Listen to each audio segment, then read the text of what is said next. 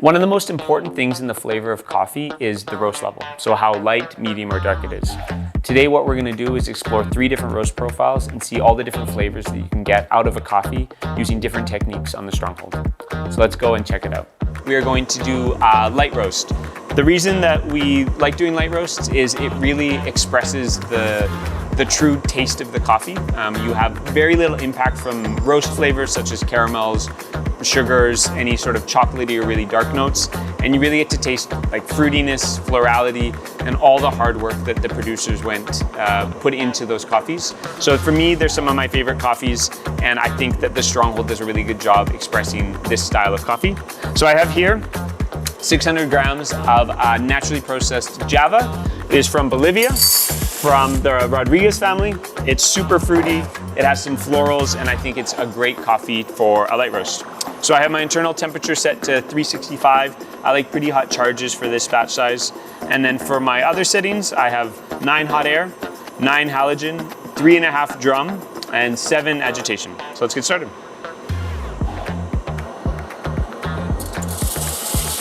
So when I first start off, the biggest thing I'm looking for is just making sure that this roast is going to track the way I want it to.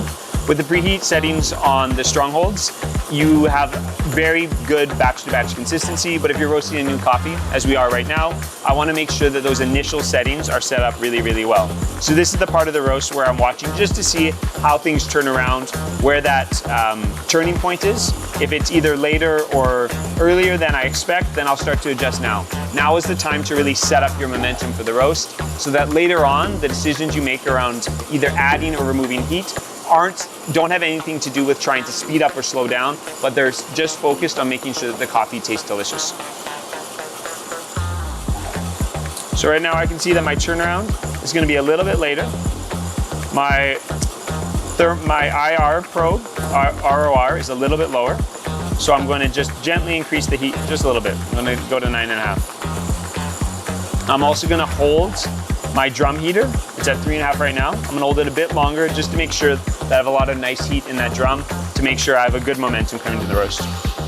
Especially for light roasts, we want to make sure that halogen heat is applied really well. So I'm going to keep a close eye on how the coffee changes color, because once it starts to brown, I'm going to really reduce the halogen to make sure that we preserve all the delicate notes in this coffee.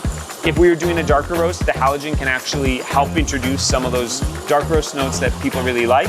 But because this is a light roast, I'm just going to use the halogen at the initial start of this roast to help with drying, to help with super even bean development, and just get the roast started really nicely. Even that one small little change has put us right on track, so things are looking really good right now. Also for a light roast, I'll start stepping down my drum heater earlier on, just because for light roast, I like using the air component of the Stronghold roaster more than some of the conductive heat sources. So by stepping down my drum heater early on, I'll make sure that at the end of the roast, all of the flavor that we develop in the beans is mostly coming from air rather than from conductive sources. Again, when we do darker roast coffees, I'm going to use more conduction. I'm going to keep that drum heater on and hotter for a longer period of time. We're going to start stepping down the halogen just a bit from 9 to 7. This is just bring us gently into the browning stage of coffee with a little bit of halogen, but not too much. Going to step the drum heater down again. I'm going to take the halogen from 7 to 5. This is just to make sure that we don't take it out too abruptly. A big abrupt change in any of these settings can really swing the heat and put big swings in your ROR. By having these small changes, it sets us up with a really smooth roast with gradual transitions between different phases. The coffee has gone from green, it's now a light yellow, so we're not fully dry yet, but pretty soon we'll enter that caramelization and Maillard phase, and that's when I'm going to really start stepping down the halogen.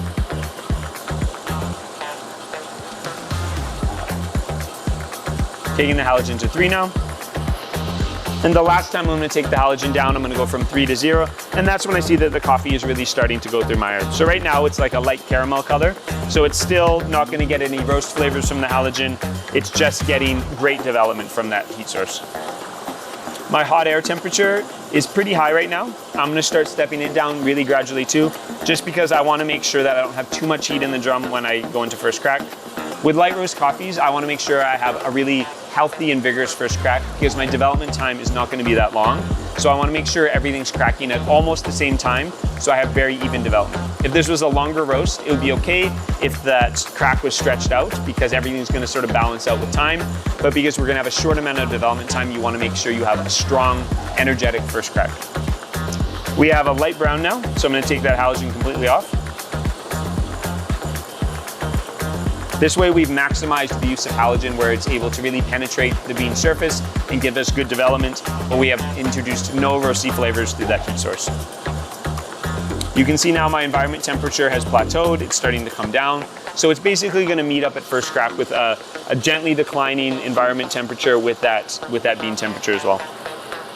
As I enter first crack, I'm gonna be watching my RORs on my bean surface temperature. I'm at just below 6. That's kind of where I want to be headed into first crack for a really vigorous first crack, between about 6 and 7. I can hear first crack, so I'm going to mark it here. And then I'm going to keep carefully watch my rates. I want to make sure they don't descend too quickly. If they descend too quickly, I actually will apply a little bit of heat just to keep energy in the drum.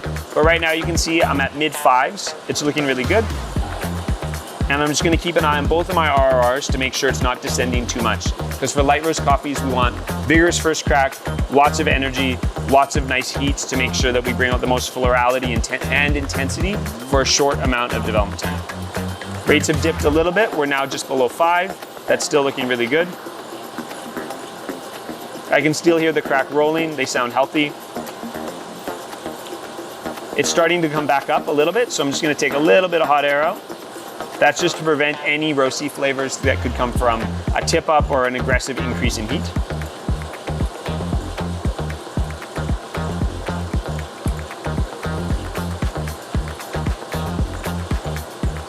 We're gonna drop the roast in just a second here, so about 1:20 development time, and this will give us a great light roast coffee.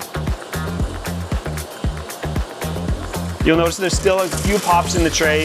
That's kind of where you want to be for light roast, and I can't wait to taste this.